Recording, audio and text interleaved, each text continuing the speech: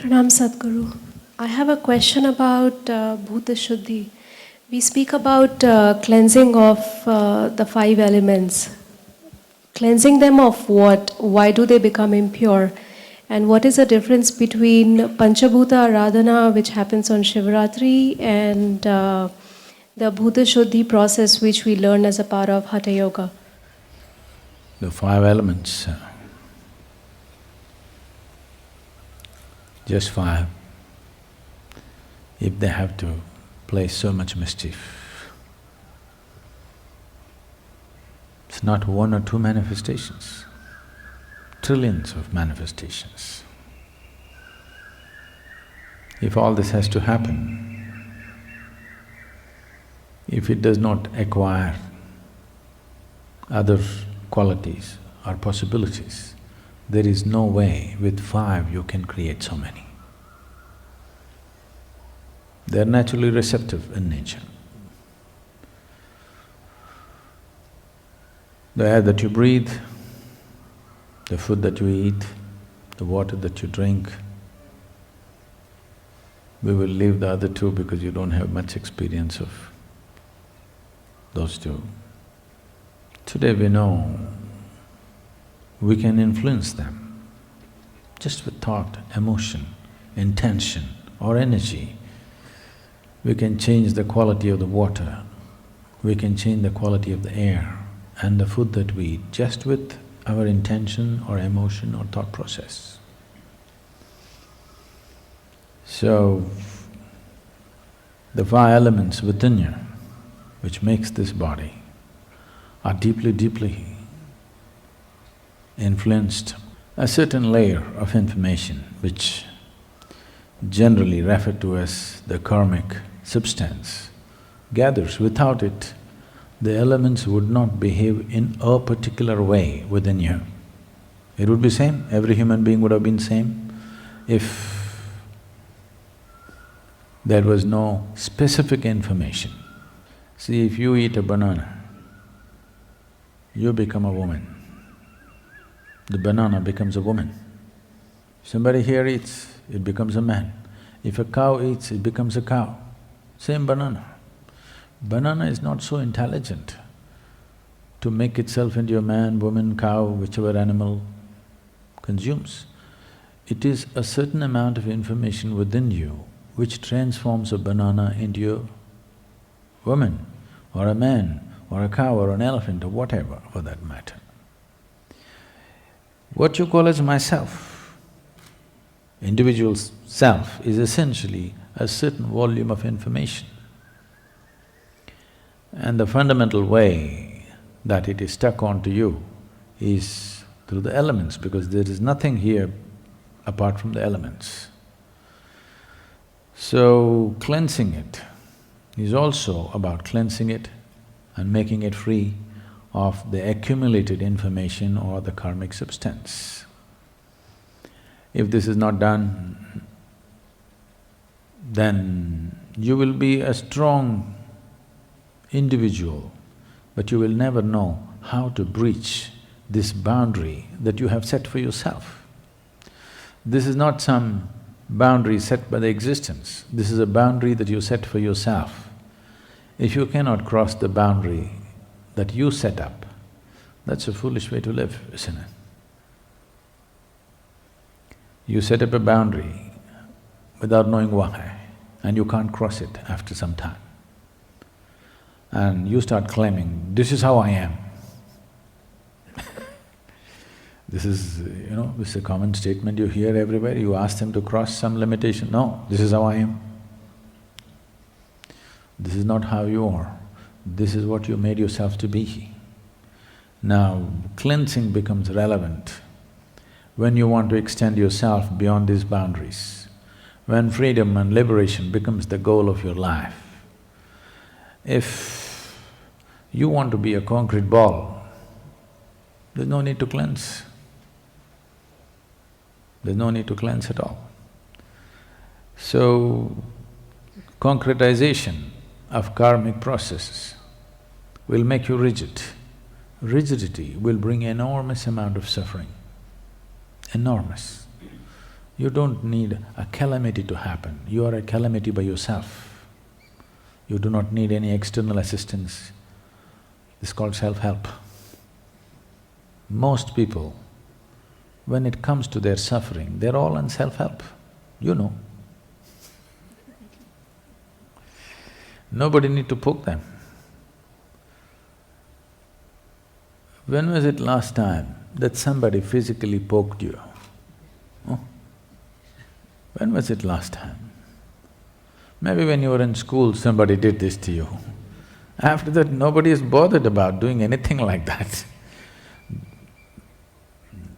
Most of you, almost all of you have never been poked with a dagger or a sword, at the most a pin or a finger, nothing more.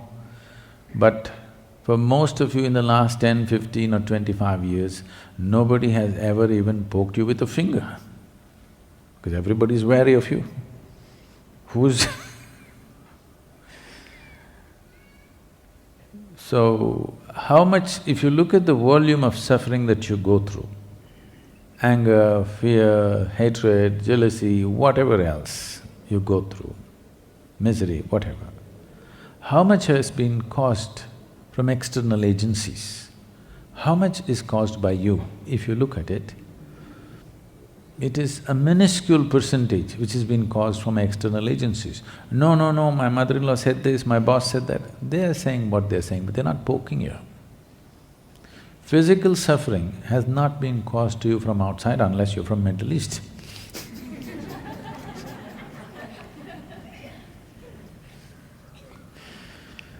For most of you, such things have not happened, but rest is all your own making. This is simply because the imprint is so deep that you behave in predetermined, compulsive ways. 1,000 times the same situation has happened, but still the next time it happens, you almost react the same way. It takes a certain amount of awareness, certain amounts of shaking you up to respond in a different way. So, what's called Bhuta Shuddhi is to do it in the most fundamental level. If we cleanse your mind, if you clean it in the morning, by afternoon you'll have a whole new world again. It's really waste. This is why no significance or no importance is given in the yogic system towards your psychological structure. What you think, what you feel, they don't care, because if you change it today again, within few hours you'll change it back into something else. We are only interested in the body. This is why yoga calls everything as body. Physical body, mental body, energy body like this, but no mind. Because the psychological activity that's happening, towards which you have given enormous importance, is of no consequence or significance, depending upon the type of information imprinted within you. Whatever is your karma, whatever is your sanskara, that is how you think, that's how you feel, that's how your emotions happen, everything happens that way. So we are interested in handling the root. If you prune the tree, it will sprout back with vengeance. No point pruning it. If you handle the root, it'll be gone. So the very root of karmic imprint is in the elements. That is the most fundamental space. It takes much more than handling other aspects. So generally, because most people are not interested in absolute transformation, they just want a little change, they don't want to lose themselves. Bhuta Shuddhi means you want to lose yourself. Whether it's good, bad, ugly, beautiful, it doesn't matter, you want to lose everything that you have built so that the Creator's creation will stand up and shine within you. It'll take a certain amount of work. The Bhuta Shuddhi that's been taught to you is very basic.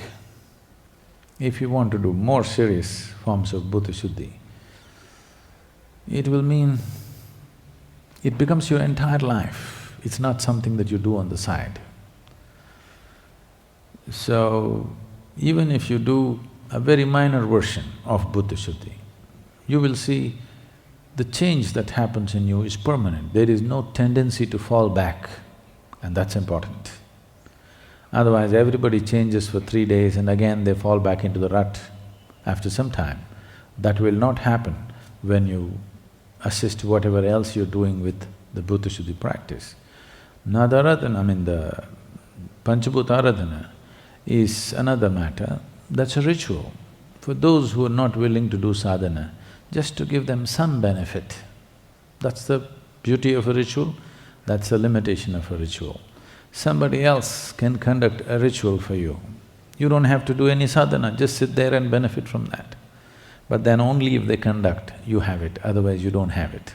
Suppose we don't do Panchabhuta Aradhana, you don't have it. So, the ritual is always like this. It is beautiful because people who do not know anything about it, they can still benefit from it. At the same time, if those who conduct do not conduct it properly, it will not happen to you. If they do not conduct it at all, it will never be available to you. But if you do Bhuta Shuddhi practice by yourself, if you're willing, you can keep it up and you will see as time progresses, its impact is undeniable. Above all, whatever it does, however small the practice is, whatever it does, there is no turning back. That's a very important aspect of Bhuta Shuddhi. If you, let's say 6 months you do asana, another 1 year you give it up, everything will be back as it was. 6 months you did pranayam, if it's a powerful process like Shakti Chalana Kriya, if you did, its impact will be there, but after a certain period of time, if you don't do it for a certain period of time, again it'll turn back. You meditate, you do shunya meditation for some time, if you don't do it for a certain period of time, slowly it'll turn back. But that is not the nature of Bhuta Shuddhi. Bhuta Shuddhi if you do, nothing seems to be happening because it's very fundamental and it's slow. But whatever happens, it will not turn back. It stays with you, as long as you hold this body, it stays with you, it will not go because it's on a very fundamental level. That's the significance of Bhuta Shuddhi.